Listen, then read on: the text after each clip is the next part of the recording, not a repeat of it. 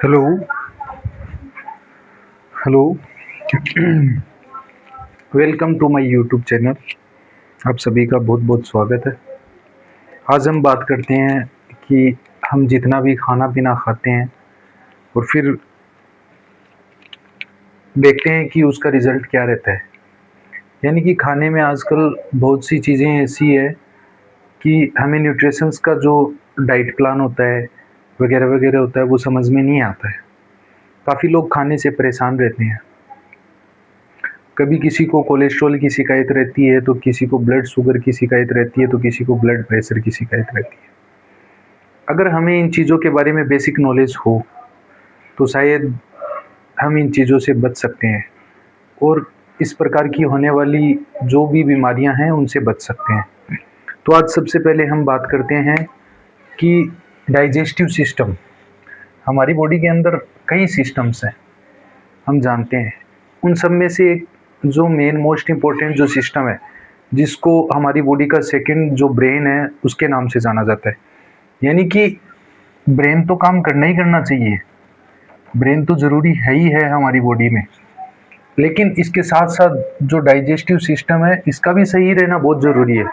अगर digestive system में थोड़ी भी डिफ़िकल्टी हो जाए, आपको थोड़ा भी ऊंचा नीचा अगर देखने को इसमें मिले, तो हमारी डाइट का जो भी बैलेंस है जो हमने बनाया है, जो डाइट हम फॉलो कर रहे हैं, एक दिन में भी अगर गड़बड़ हो जाए तो बहुत सी हमें परेशानियों का सामना करना पड़ता है, जो आजकल बहुत से लोग कर भी रहे हैं। तो इन चीज़ों से हमें थोड़ा सा सावधानियां रखकर या फिर थोड़ा सा सतर्क रह के इन चीज़ों से बचा जा सकता है। जैसे कि हमें नहीं मालूम कि हम जो खाना खाते हैं कितना खाते हैं, कितनी लिमिट में खाते हैं, और फिर उनका जो डाइजेशन है वो किस प्रकार होता है। हम जानते हैं कि एलिमेंट्री कैनाल होती है आहार नाल।